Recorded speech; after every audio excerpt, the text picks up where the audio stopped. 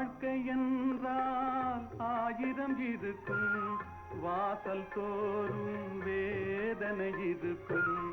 வாழ்க்கை என்றால் ஆயிரம் இருக்கும், வாசல் தோறும் வேதனை இருக்கும்.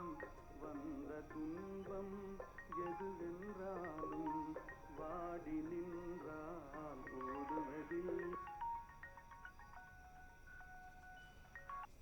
சொல்லு கண்மணி.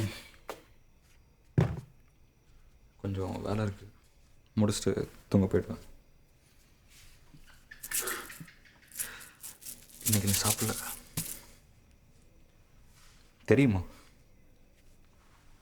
எப்படி ஆர்டர் பண்ணியிருக்கியா? ஹலோ,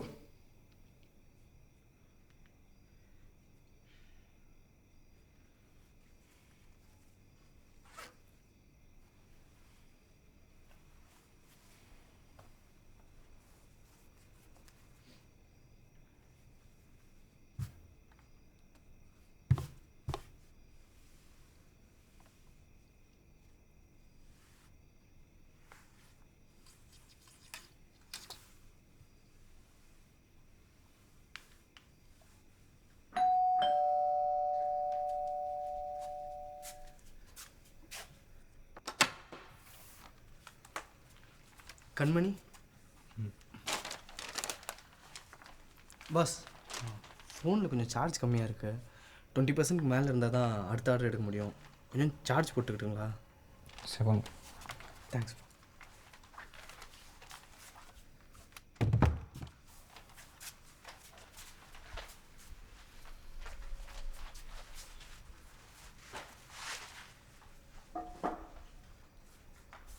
உட்காருங்க ப்ரோ.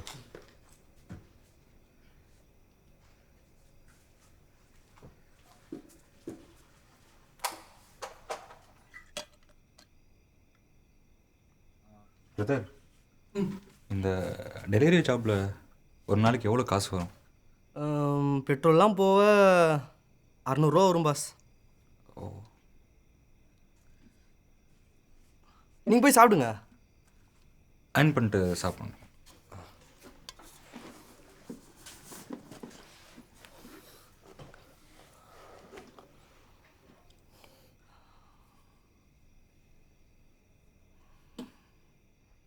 பிரதர், இந்த டெலிவரி பண்ணுறது பைக்கெலாம் அவங்களே கொடுத்துருவாங்களா?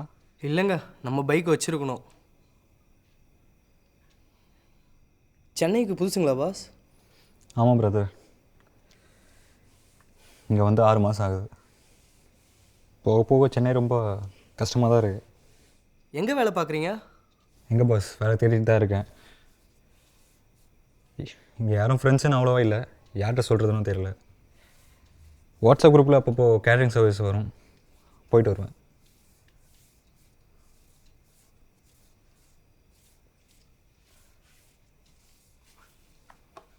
பாஸ், ராம் என்னோடய ஃப்ரெண்டு தான். இந்த பார்ட் டைம் ஃபுல் டைம் ஜாப்லாம் அரேஞ்ச் பண்ணிகிட்ருக்கான். உங்களை பற்றி நான் சொல்கிறேன், நீங்கள் அவனை காண்டாக்ட் பண்ணுங்கள். உங்கள் நேமு? மீரன்.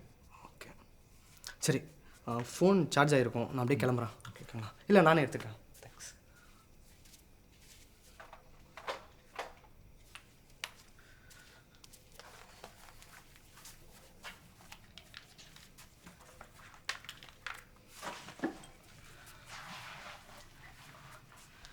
எதுக்கும் கவலைப்படாதீங்க மீரன், எல்லாம் சரியாயிடும்.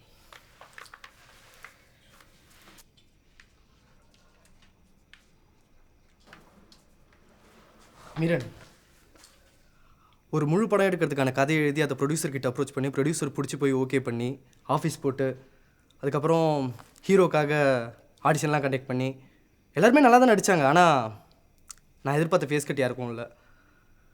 இப்போது இந்த ஃபுட் டெலிவரி வேலை கூட புதுமுகத்தை தேடி தான். இனிமேல் இது தேவைப்படாதுன்னு நினைக்கிறேன். இந்த கதை உங்களுக்குன்னே எழுதுன மாதிரி இருக்குது.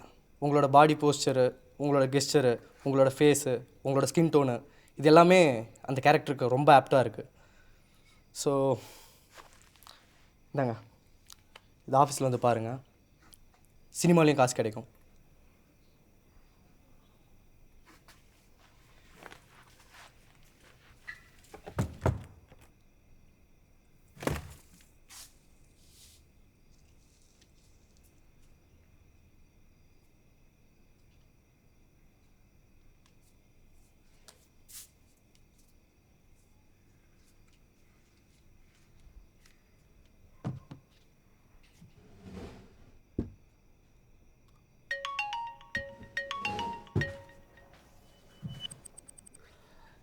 இன்னும் சாப்பிடல. அது பெரிய கதை, நான் வந்து சொல்கிறேன். நீ எனக்கு ஃபுட் ஆர்டர் பண்ண போய் ஒரு பெரிய கேட் ஓப்பன் பண்ணி விட்ருக்க. நான் எதுக்கு சென்னை வந்தேன்னா சீக்கிரம் நடந்துன்னு தோணுது.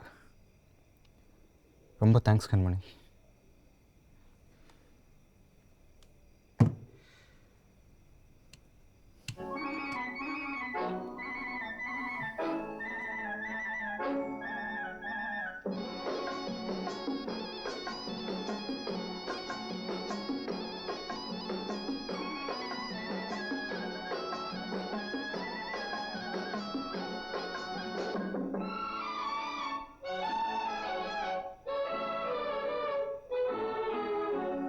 காற்று வாங்க போனேன், ஒரு கவிதை வாங்கி வந்தேன். நான் காற்று வாங்க போனேன், ஒரு கவிதை வாங்கி வந்தேன். அதை கேட்டு வாங்கி போனாள் அந்த கண்ணி என்னவானாள். நான் காற்று வாங்க போனேன், ஒரு கவிதை வாங்கி வந்தேன். அதை கேட்டு வாங்கி போனாள் அந்த கண்ணி என்னவானாள். நான் காற்று வாங்க போனேன், ஒரு கவிதை வாங்கி வந்தேன்.